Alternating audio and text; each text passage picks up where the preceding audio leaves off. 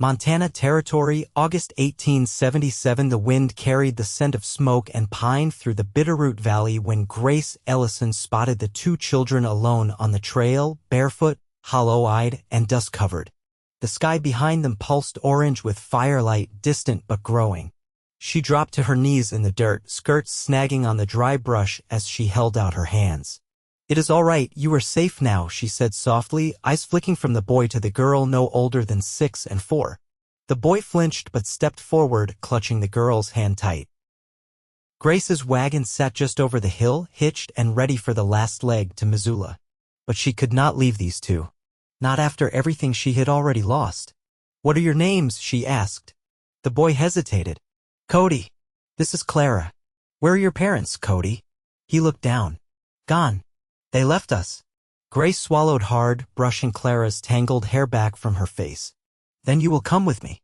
She lifted Clara into her arms, her thin body nearly weightless, and reached for Cody's hand. His fingers trembled in hers.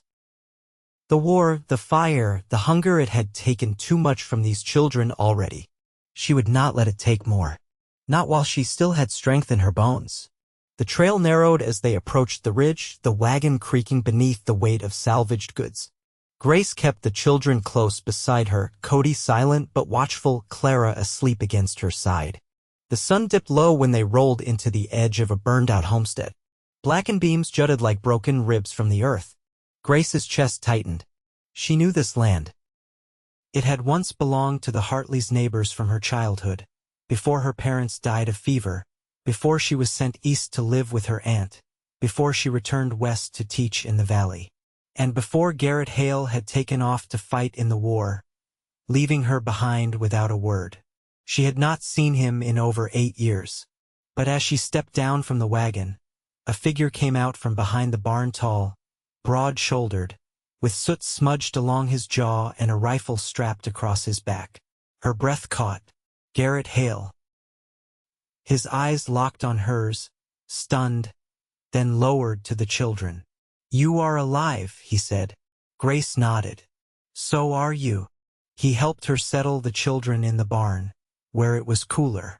Clara curled up in a pile of old quilts, Cody at her side, eyes finally closing. Grace stood back, arms crossed, watching them sleep. Garrett leaned against the post.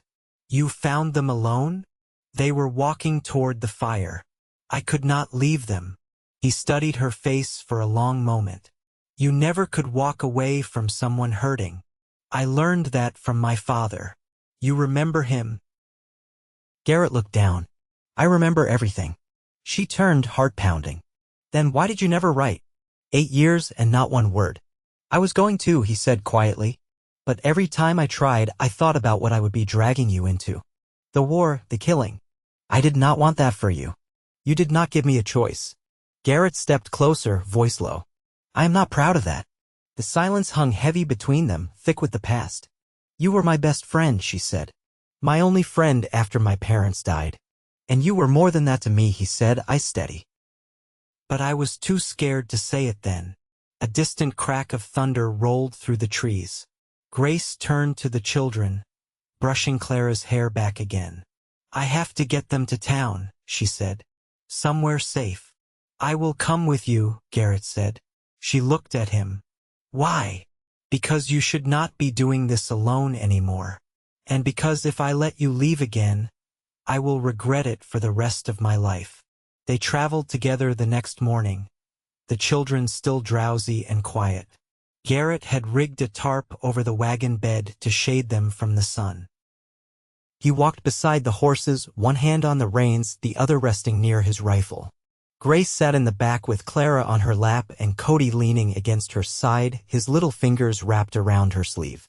"You always wanted children," Garrett said quietly. She looked up. "I still do." They rode on in silence for a while. "You would make a good mother," he added. She met his eyes. "I am not sure how to be one, but I will try." He nodded. "That is all they need." In Missoula, the town bustled with wagon trains and soldiers passing through. Smoke still hung in the air from the fires to the south. Grace found rooms at the boarding house and tucked Clara and Cody into bed with warm bread and milk. Downstairs, Garrett waited on the porch, hat in hand. "You are not staying?" she asked. "I was not sure if you wanted me to." She stepped out beside him. "You said you did not want to let me leave again." He looked at her, something raw in his expression. "I meant it." Grace hesitated, then reached for his hand. His fingers closed around hers like they had always belonged there. "I never stopped loving you," she said. He pulled her into his arms, holding her tight. "Then let me stay. Let me help raise them. Let me try again with you." She buried her face against his chest, heart full. "You already are." That night, Garrett slept in the chair beside the children, one hand resting on the rifle across his lap. Grace watched him from the doorway, tears stinging her eyes. She had never imagined this, finding love again, not by looking for it, but by saving someone else. She stepped over, knelt beside him, and pressed her lips to his cheek. "You are not alone anymore," she whispered. He opened his eyes, tired but warm. "Neither are you." And for the first time in a long time, Grace believed it. The boarding house stood quiet under the weight of morning. Gray light spilled through the lace curtains, softening the edges of the room where Clara and Cody still slept, tangled in quilted layers. Grace sat near the window, a shawl draped over her shoulders, stitching a rip in Cody's shirt. Her needle moved slow, precise, though her thoughts wandered far afield, drawn by the sound of measured footsteps on the porch below. Garrett hadn't left his watch since they'd arrived. He'd taken to sleeping in the chair, rising before dawn to fetch water or check the streets. He made himself useful without asking, hauling coal, mending the wagon axle, even fixing the back step when it gave out. He hadn't spoken of the past again, nor pressed her about what came next. But Grace had seen the way his eyes lingered on the children and the way he looked at her when he thought she didn't notice, like a man who knew what he wanted and was waiting, patient, for her to decide if she wanted it too. A knock came at the door. She rose, careful not to wake the children, and opened it to find Mrs. Lyman, the widow who ran the boarding house, standing with a folded note in hand. "This came for you," she whispered. "Dropped by a man in a red waistcoat. Didn't give his name." Grace took it, her stomach tightening. She waited until Mrs. Lyman had gone before she unfolded it. "Come to the silver bit before noon." You know why. There was no signature, but she knew the writing. Neat, severe, and cold as the man who'd once signed their marriage license. She folded the note once, then again. Her hands shook. Not from fear, she'd felt that too many times to waste it now, but from fury. After all this time, he still thought he owned her. She tucked the letter into her pocket and turned to find Garrett standing in the doorway. He must have come in when she hadn't heard. "Something wrong?" he asked. She held his gaze. "My husband's in town." Garrett didn't ask questions. He simply stepped aside as she brushed past him, then followed her out into the street. The Silverbit Saloon crouched low on the corner of Alder and Higgins, its windows thick with dust and the smell of old beer bleeding out onto the walk. Inside, smoke hung in the rafters and men leaned heavy over their drinks, heads low. A piano tinkled somewhere in the back, off-key and hollow. He sat at a table near the far wall, one leg stretched out, boots scuffed, waistcoat wrinkled. Even in the dim, he looked thinner than she remembered, older. Still, his eyes held that same sharp glint, the one that used to make her feel small, until she learned better. "You came," he said, barely glancing at her. Grace didn't sit. "What do you want, Martin?" He smiled, but it didn't reach his eyes. "You owe me." "I owe you nothing. You're my wife," he said, leaning back. "And I'm owed what's mine." Garrett stepped forward then, placing himself between them. "She's not yours." Martin's gaze flicked over him, uninterested. "And you are." Garrett didn't answer. He didn't have to. His presence was answer enough. Martin's smile faded. "I lost a lot of money last winter. Cards ran cold. I had no choice." "You had every choice," Grace said, voice quiet but steady. Martin leaned forward. "You were the stake. I told them you'd come back eventually. And now you have." Grace didn't speak. The words turned to ash in her mouth. Garrett's voice was low and even. "You sold her." Martin shrugged. "Wasn't like I handed her over there and then, just a promise. A surety. You offered a human being as collateral. Don't act righteous, Martin snapped. You think you're better? You haul freight and sleep in barns. You think that makes you worthy? I never gambled with someone else's life, Garrett said. Martin's mouth curled. She's still legally mine. Garrett stepped closer. Not anymore. Martin stood, shoving his chair back. You think you can just say that and it's over? Yes, Garrett said. Because I will not let you touch her again. Martin's hand moved toward his coat. Garrett didn't flinch. You'll want to think very carefully about what you do next. Martin's eyes flicked to Grace, then back. You'll regret crossing me. No, Garrett said. I already regret not stopping you sooner. Martin hesitated, then turned and walked out, boots thudding heavy against the floor. Grace stood frozen, her hands clenched at her sides. Garrett turned to her, voice gentler now. You all right? She nodded once, though her eyes burned. Outside, the sky had darkened with approaching rain. They walked in silence past the blacksmiths, past the still-shuttered post office, until they reached the edge of the creek that cut through town. Willow branches swayed low over the water, their leaves brushing the surface. I should have told you about him sooner, she said at last. You didn't owe me that, Garrett said. I married him when I was 17. My aunt arranged it. She thought it would settle me. He was charming at first, but it changed fast. He drank. He hit. Then came the debts. She crouched and picked a pebble from the bank, turning it in her fingers. He told me if I left, he'd find me. Said I belonged to him, that I always would. Garrett knelt beside her. You don't. She looked up. When he lost me in a card game, I ran. Took nothing but my boots and a bag of flour. I walked for days. I didn't even know where I was going. You ended up here, Garrett said. With me. Her voice broke. I didn't think I had anyone left. He reached into his coat and pulled out a small box, worn at the corners but clean. He opened it, revealing a silver ring with a pale blue stone, simple and unadorned. I traded my rifle for this, he said. There's no one behind us now, Grace. We can make something new, if you want that. She stared at the ring, her breath caught in her throat. I do, she whispered. He slid the ring onto her finger, the stone catching the light. They stood and he pulled her close, his hand steady on her back. The wind picked up, rustling the willows. Somewhere nearby, thunder rolled, low and distant. She turned her face into the curve of his neck, the scent of leather and pine anchoring her. This time she wasn't running. This time she was choosing. And she chose him. The rain came slow that afternoon, more a hush than a downpour, gentle enough to keep the dust settled and the streets empty. Grace stood under the eaves of the boarding house, the hem of her dress growing damp where it brushed the wet planks. In her hand, the ring caught little light in the overcast gloom, its blue stone pale as river ice. She turned it once, then let her hand fall to her side. Inside, Clara played with a spool of thread and a cup, humming a tune with no words. Cody knelt beside her, carving a piece of kindling into the shape of a horse with a knife Garrett had given him that morning. Both children had begun to soften in the days since they arrived, sleeping longer, eating more, speaking in full sentences. They still didn't ask what would come next. Neither did Grace. But the question lived in the space between each breath. Garrett came up the steps with a crate of apples in his arms, his coat darkened with rain.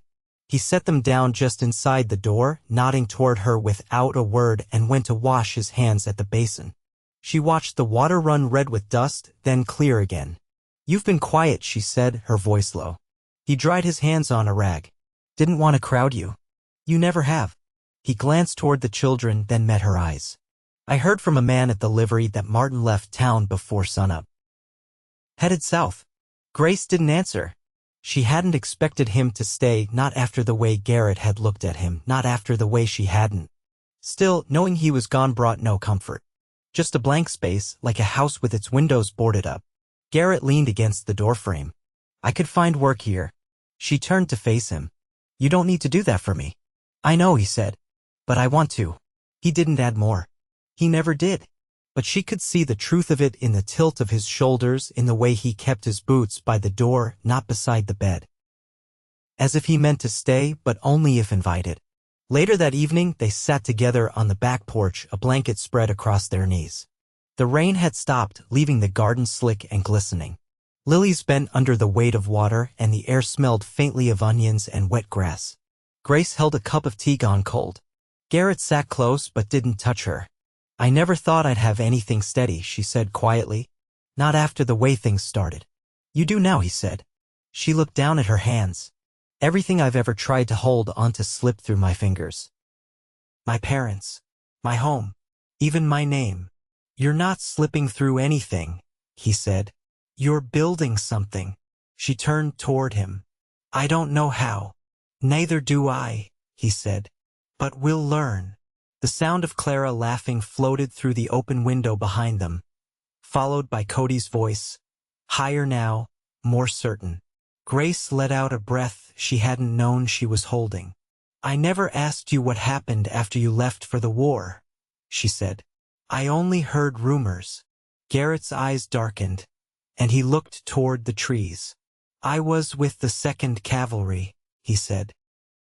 "Spent most of it chasing shadows through snow. We lost more men to cold than bullets.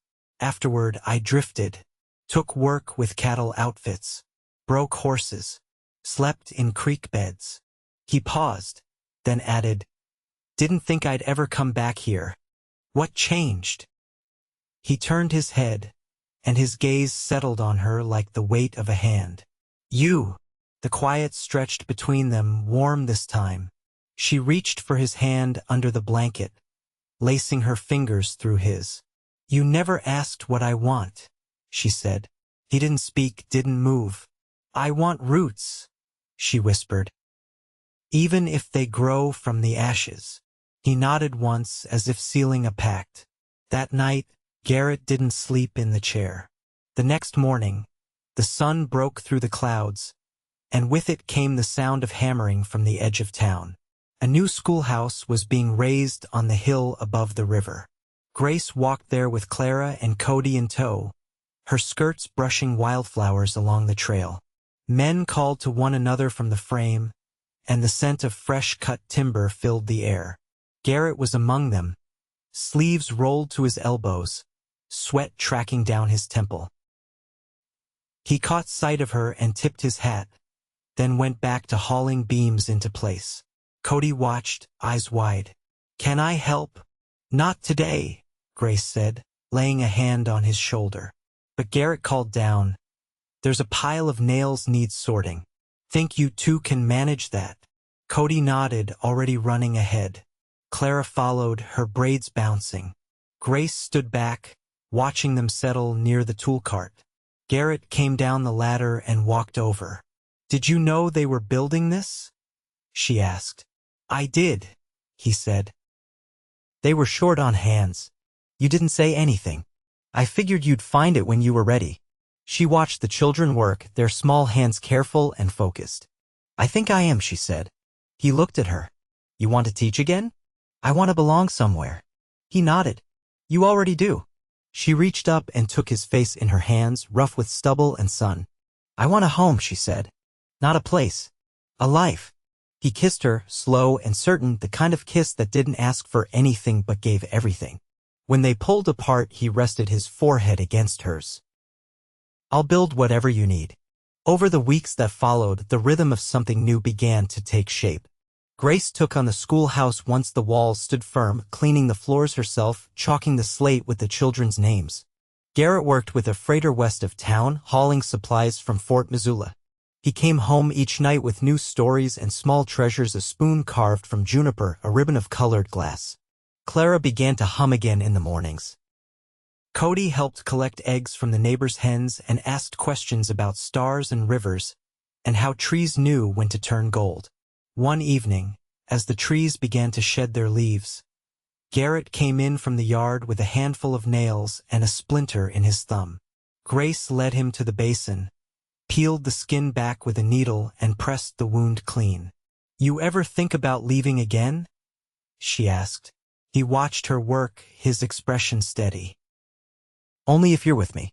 She tied a clean cloth around his thumb and set his hand in her lap, holding it there while the fire crackled low in the hearth. We could stay here, she said. There's land for sale north of the orchard. Enough for a house. He searched her face. You want to build? I want to start. He leaned closer, voice low. Then we will. Outside, the wind carried the scent of juniper and turned soil. In the cradle of it all, Grace finally felt the shape of a future she could trust.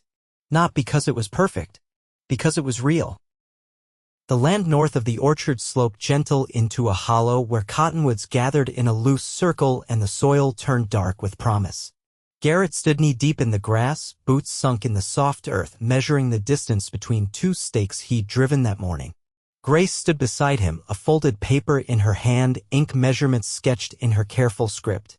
The sun hung low over the valley, its warmth clinging to the backs of their necks. We'll want the windows here, she said, pointing to the eastern edge. So the light reaches the kitchen early. Garrett glanced at the trees. And the porch facing south to catch the wind when it's hot. Grace nodded. We'll need a root cellar. And a place for the children to sleep that's close enough, but with a door. They'll want room for books, Garrett said. Cody's been asking questions faster than I can keep up. Grace smiled faintly. He'll need shelves. They marked the perimeter in silence, each stake driven with the weight of something more than wood and twine. Garrett moved with the ease of a man who had built things before, but never for himself. Grace watched the way he leaned into the hammer, how he lined each board with patience, and thought of all the places she'd called temporary. This one, at last, felt anchored. Back at the boarding house, Clara sat beneath the kitchen table, arranging pebbles by size while Cody read aloud from a primer borrowed from the general store. He paused when they entered, eyes scanning Garrett's hands. Did you start it? We did, Garrett said. You'll help tomorrow. Cody nodded, then returned to his book, his finger tracing each word. That night, after the children were asleep, Grace took the ring from her finger and set it on the windowsill beside the lamp. She turned her back to the glass and looked at Garrett where he sat near the fire, oiling the hinges of a salvaged door they'd found behind the smithy. I was thinking, she said, her voice low. Once the roof's on, we can bring them there. Even before the walls are done. Garrett turned the hinge in his hands. You sure? I don't want to wait for things to be perfect. Just solid. He nodded once, then set the hinge down and crossed the room to her. You've never asked me if I'm sure. Grace looked up. Are you? He brushed a curl from her cheek. Every day. The next week brought clear skies and long hours. Garrett worked alongside the town carpenter, trading labor for lumber. Grace took in mending at the back of the mercantile and taught letters to children whose parents couldn't spare them for school. Cody carried water from the creek, and Clara collected smooth stones to line the garden bed. No one asked what came after. They built, and the building held them. One evening, as the frame rose against the sky and the smell of fresh-cut pine clung to their clothes, Grace found Garrett alone behind the house, staring out across the field. Something wrong? She asked. His jaw shifted. Saw a rider pass through town this morning. Didn't stop. But he had the look of someone watching more than traveling. She stepped closer. You think it's him? Garrett didn't answer. Grace's throat tightened. He knows he can't take me back. He might not come for you, Garrett said. But he might come for what he thinks is owed. Grace looked out over the land, the half-built house, the neat rows of seedlings in the garden. He won't take anything from us. Garrett nodded. If he comes, he won't find you alone. A week later, the rider returned. This time he stopped. Grace was in the schoolhouse when she saw him through the window, tall, wrapped in a long duster, the edge of his hat pulled low. He didn't dismount, just waited near the well, his horse shifting beneath him. She stepped outside, heart steady and slow. He lifted his head. Not Martin. Older, leaner, with a scar down the left side of his neck. You Grace Ellison? I am. He held out a folded slip of paper. Name's Brand. I'm here on behalf of a creditor. Grace didn't take the paper. He's gone. Brand shrugged. Doesn't change the debt. Garrett stepped out from behind the schoolhouse then, silent as a shadow. His eyes met Brant's. "This is your last warning," Garrett said. Brant looked him over. "You the one keeping her now?" Garrett didn't move. "She doesn't need keeping. Only standing with."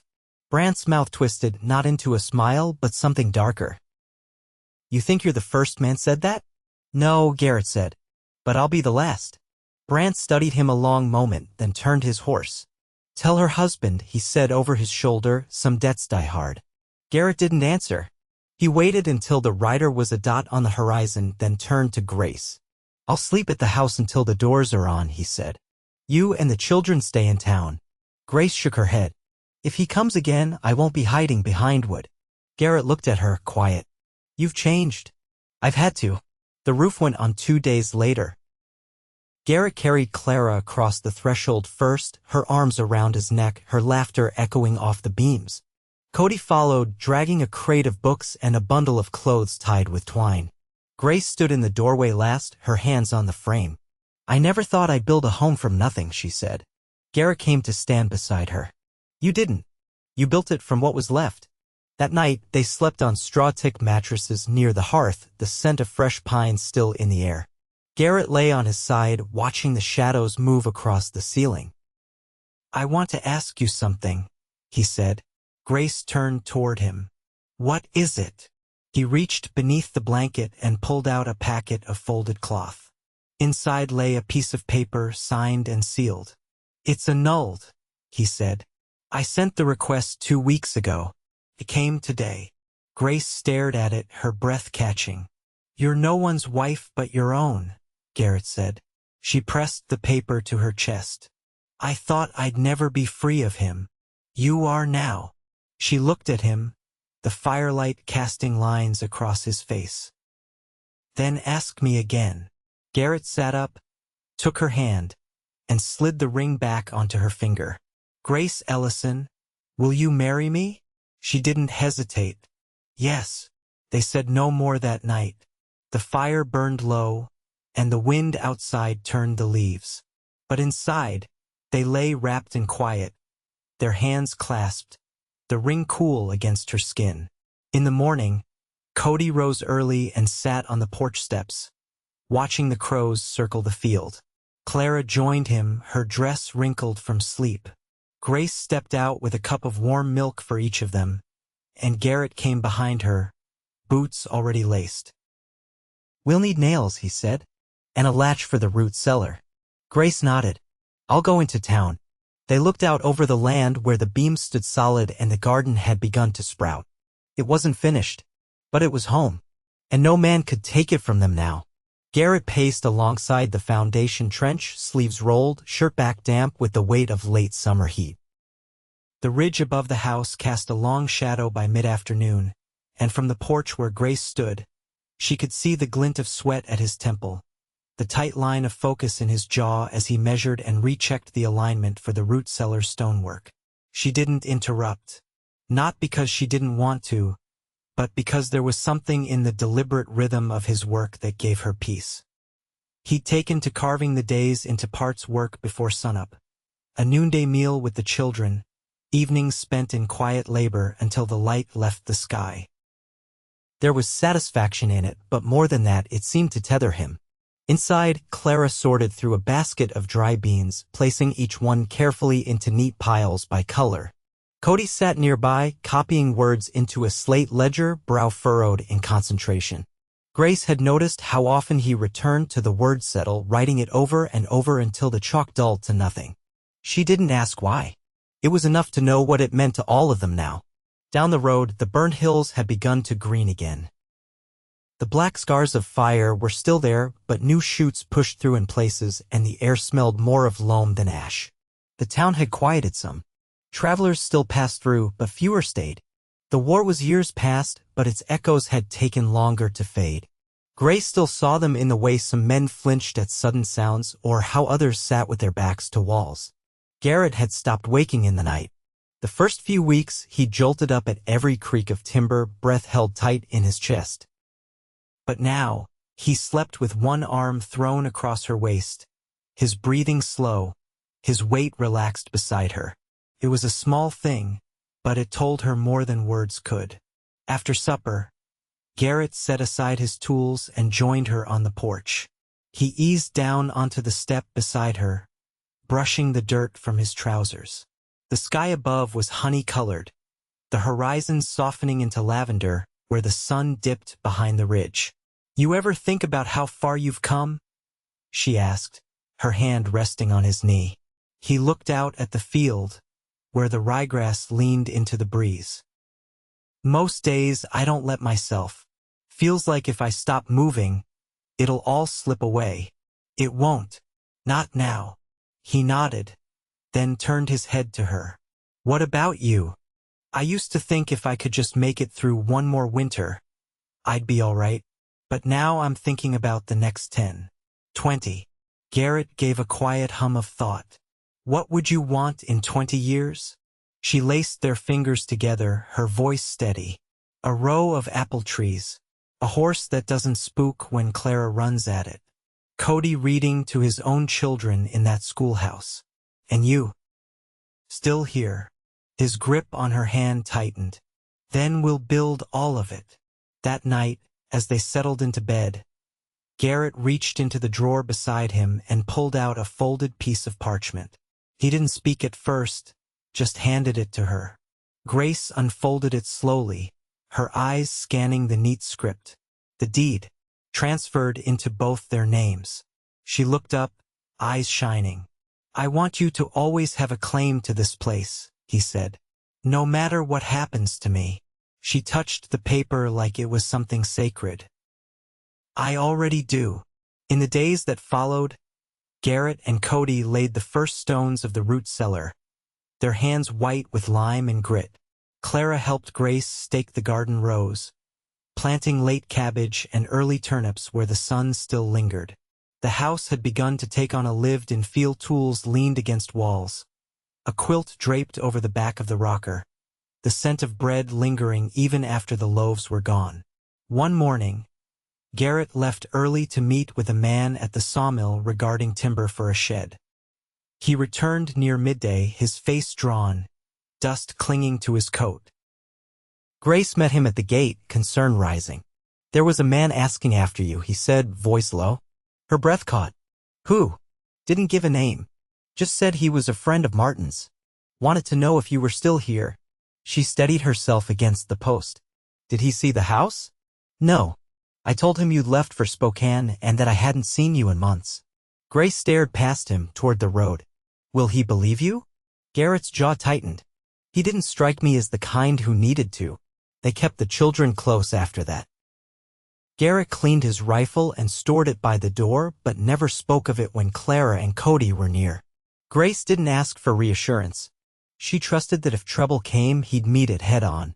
But days passed, then weeks, and no rider returned. By the time the first frost touched the tops of the trees, the tension had eased. On a Saturday in late October, the town gathered for the harvest dance. It was held in the barn behind the church, lanterns strung from rafter to rafter, fiddle music echoing through the rafters. Grace hadn't intended to go. There was washing to finish, and Clara had taken to waking early with the cold. But Garrett insisted, brushing the dust from his coat and placing a hand on her waist as he asked her to come. They walked together down the lantern-lit road, Clara asleep at the neighbors and Cody allowed to stay with the schoolmaster's family for the night.